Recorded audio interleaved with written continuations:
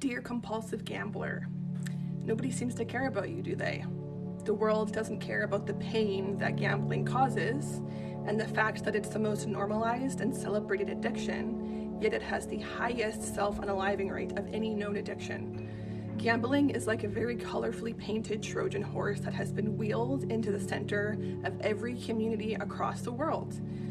It lets out these silent but deadly waves of destruction that go completely unheard beneath the ringing bells of jackpot winnings. Nobody talks about how insane it is that there are such limited treatment options for gambling addiction, and nobody seems to really understand why it's the most powerful addiction of all addictions, and it's purely behavioral. So that just goes to show that there is some truth that is not being talked about here. There's something that modern society is hiding from us when it comes to gambling addiction. And that truth, that hidden truth, is that gambling cannot be cured or fully understood through a strictly psychological lens. Gambling is also a spiritual battle. I want you to think about something you've probably never thought about before.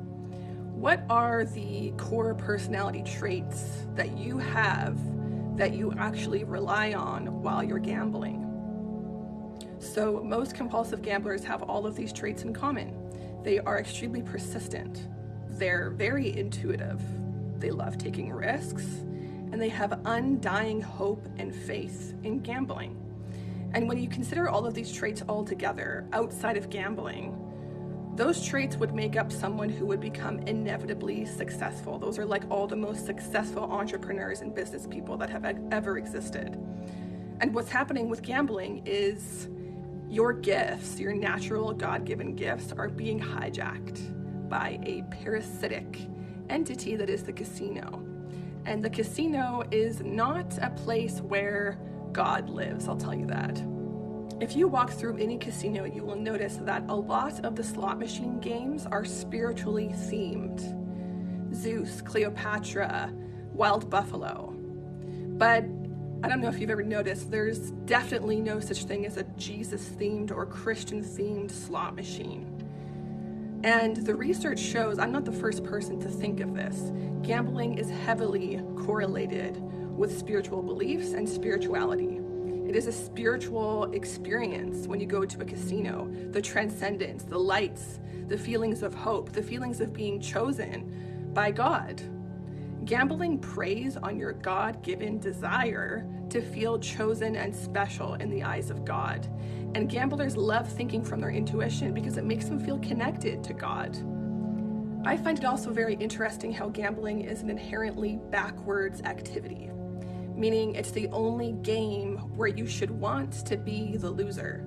So if you imagine two different people walk into a casino for the first time and both of them put a $100 bill in a slot machine, the first person bets it down to zero completely and loses everything, and they walk out of the casino. The second person almost instantly wins over $1,000 and they feel like celebrating, wow, they just won.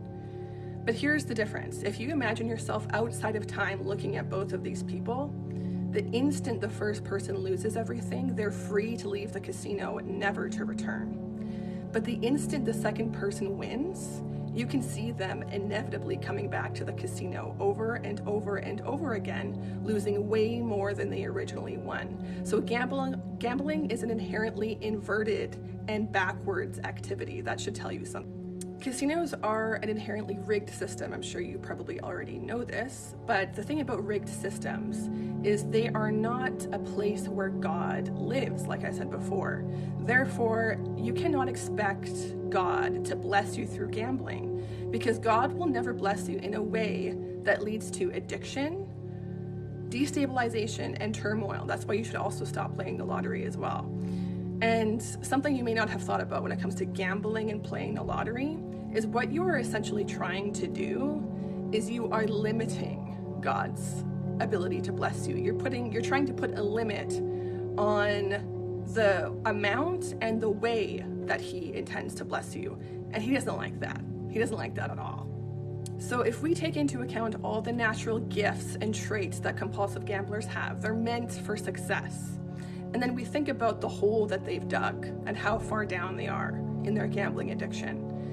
And I think something that's really important to understand when it comes to beating a gambling addiction is you're not going to get out of that hole by looking straight across from you to the wall that's in front of you, the dirt wall that's in front of you. You're not going to get out by looking straight across at that.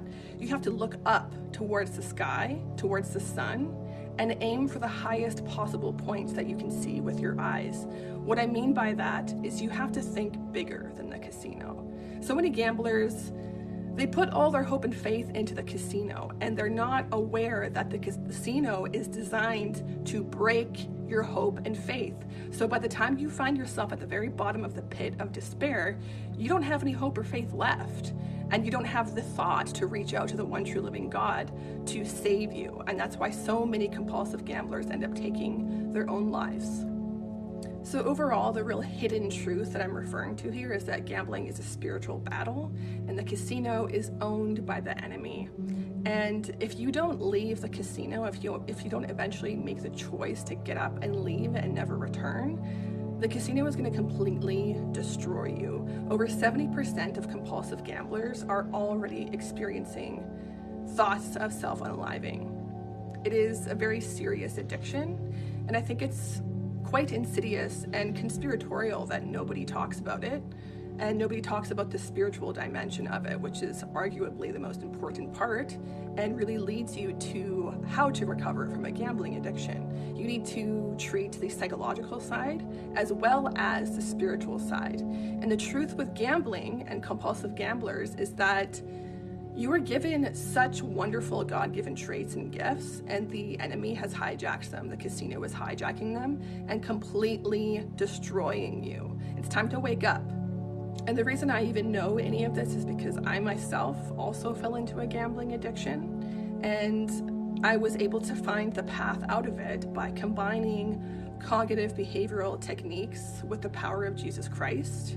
And as a result, I have designed an entire gambling recovery program based on those two approaches. So it's completely evidence-based. Those are the two most evidence-based recovery approaches, and I just paired them together. But not a lot of people think to do that because modern psychology doesn't like to incorporate Christian spirituality. And this isn't about being a Christian or going to church. This is about meeting and having a relationship with the one true living God. And so if you're interested in hearing more about my perspective, I have an entire blog section on my website, gamblingrecovery.com, and I offer a 4-week program to set you free from your gambling addiction. If you can't afford to pay for support right now, download the free workbook. Thanks.